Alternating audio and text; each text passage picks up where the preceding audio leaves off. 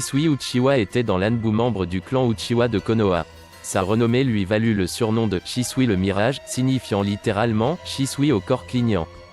Diplômé de l'académie lors de la troisième grande guerre shinobi, Shisui fut placé dans une équipe de genin aux côtés de son meilleur ami.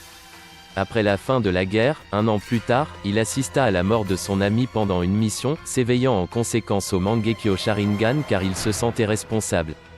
L'année suivante, il fit la rencontre d'Itachi Uchiwa, alors âgé de 5 ans, avec qui il développa une amitié fraternelle. Une autre année s'écoula, pendant laquelle Shisui prit de la renommée au sein du village et fut baptisé Shisui le Mirage, en référence à son utilisation du déplacement instantané.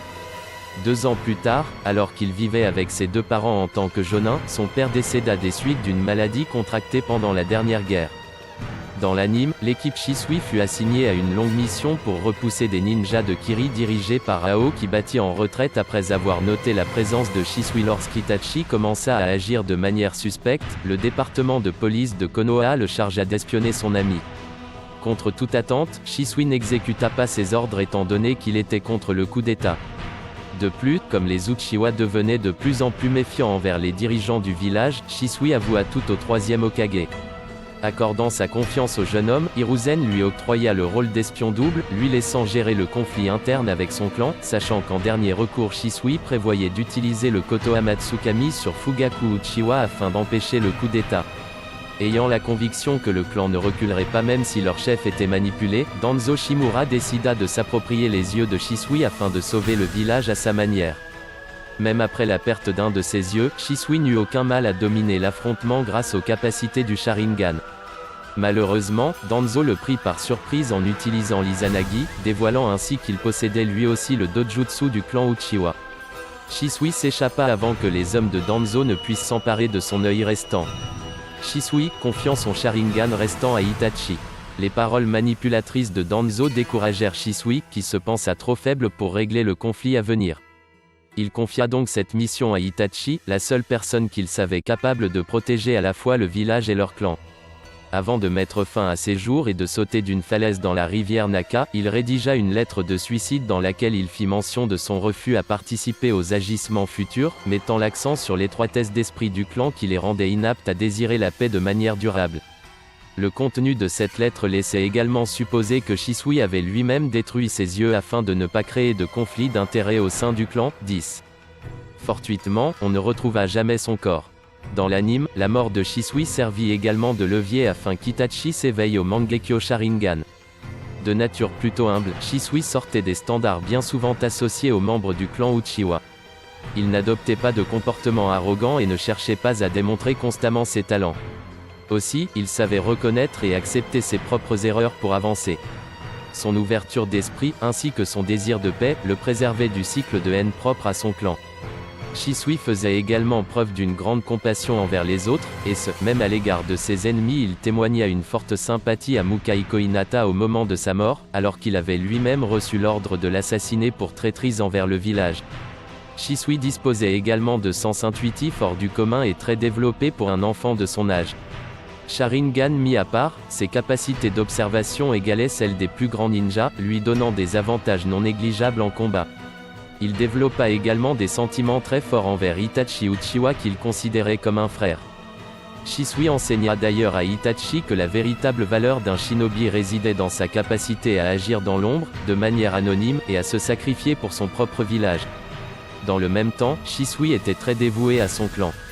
C'est pourquoi le département de police de Konoha utilisa cette faiblesse à son avantage afin de pousser le jeune homme à épier Itachi. C'est d'ailleurs à cause de cette dévotion que les membres de la police ne furent pas du tout convaincus par son suicide.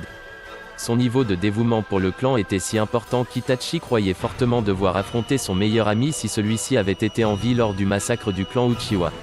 Malgré sa loyauté envers les Uchiwa, Shisui portait un grand intérêt à protéger Konoha. C'est, en partie, ses sentiments de paix pour le village qui l'empêchèrent de succomber au cycle de haine des Uchiwa. Cependant, on ne peut nier que Shisui était tout de même doté d'une facette obscure, celle qui l'avait poussé à abandonner un coéquipier dans le besoin lors d'une mission car il jalousait ses compétences, son abandon conduisant à la mort de celui-ci. La culpabilité ressentie suite cet événement amena Shisui à se considérer comme un meurtrier, la puissance de ses sentiments éveillant le Mangekyo Sharingan. Par la suite, il associa l'utilisation de ces nouvelles pupilles à un rappel constant de ses propres remords ainsi qu'à une promesse de ne jamais sombrer une fois encore à ce genre de sentiments négatifs. Dans l'anime, la maîtrise du Mangekyo Sharingan de Shisui lui permettait de faire apparaître Susanoo. Son niveau de maîtrise de ses pupilles excellait à tel point qu'il put produire un Susanoo, dans sa forme complète, alors qu'il venait de perdre son œil droit. Son entité spectrale apparaissait de couleur verte et son niveau de défense lui permettait de résister à des parchemins explosifs, protégeant efficacement Shisui.